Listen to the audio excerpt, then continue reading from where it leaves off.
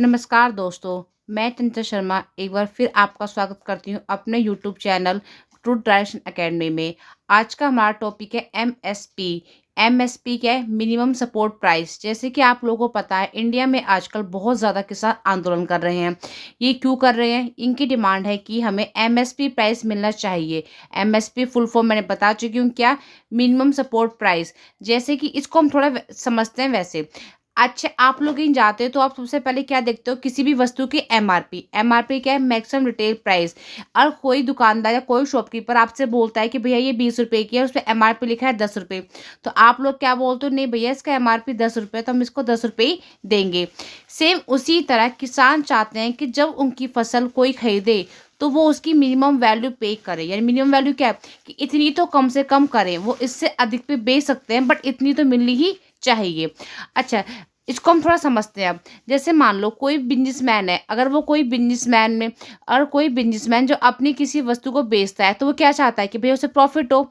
वो प्रॉफिट कैसे निकालता है? जब उसका कॉस्ट प्राइस सेलिंग प्राइस से कम होगा। यानी क्या? सेलिंग प्राइस ज़्यादा होगा, कॉस्ट प्राइस कम होगा, तो उसे प्रॉफिट होगा। तो ये उसका क्या होगा? ये उसका प्रॉफिट निकलता है। इस तरह किसान चाहते हैं कि जब किसान अपनी फसल को पूरे साल मेहनत करके बेचते हैं, तो वो चाहते हैं कि उन्हें कुछ प्रॉफिट हो। क्योंकि पूरे साल वो अनकंडीशनली काम करते हैं। बिजली वो बारिश का डर भी होता है, जान से खतरा भी होता है, सर्दी हो गर्मी हो कुछ भी हो, वो अनकंडीशनली काम करते हैं। मौसम कोई भी हो, पर उन्हें अपना काम करना ही करना है। तो जब वो पूरे साल मेहनत करते हैं, तो वो चाहते हैं कि लास्ट में जब उन्हें उन्हें उनकी उनकी फसल कीमत मिले, तो वो बिल्कुल सही दाम मिलने चाहिए।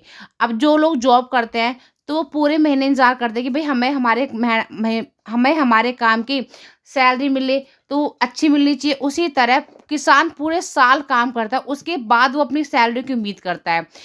ठीक है? तो अब दिक्कत क्या है भई? कि एमएसपी निकालें कैसे? देखो, जब इसे भी एग्ज़ाम्पल खरीदते हैं, जब हम कोई बिज़नेस स्टार्ट करते हैं, तो हम उसमें क्या लगाते हैं? पैसा लगाते हैं। पैसा कैसे? भई हम अपनी लेबर लगा रहे हैं, मतलब अगर मैं उसमें काम कर रही हूँ, तो मैं कहीं और काम करती हूँ, मुझे सैलरी मिलती। जब मैं अपने बिज़नेस में काम कर रही हूँ, तो मेरी सैलरी तो मिल नहीं रही। इट मीन्स मैं अपनी लेबर फीस लगाऊँगी। अगर मैंने वो जो अपना बिज़नेस है, मैंने वो अपने घर में ही लगाया है। अगर मैं अपने उस घर को रेंट पे देती, तो मुझे पैसा मिलता, या मैं उसे रेंट पे खोलूँगी तो मुझे रेंट देना पड़ेगा। मतलब जो मेरी लॉन्ग टर्म प्रॉपर्टी है, उसकी भी मैं क्या लगाऊँ? कॉस्ट लगाऊँगी।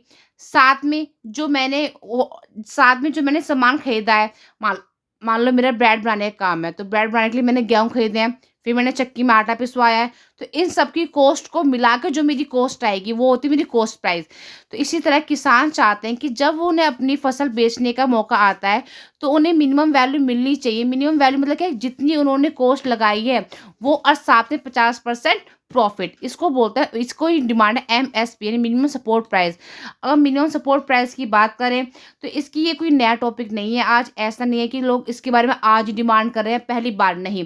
एमएसपी हमारे यहाँ 2002 में भी आया था। इसकी बात सबसे पहले किसने की थी?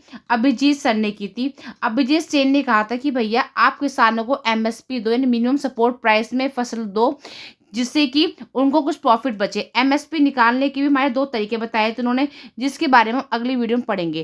Thank you. अगर आपको वीडियो पसंद आए तो वीडियो को लाइक करो, शेयर करो, सब्सक्राइब करो।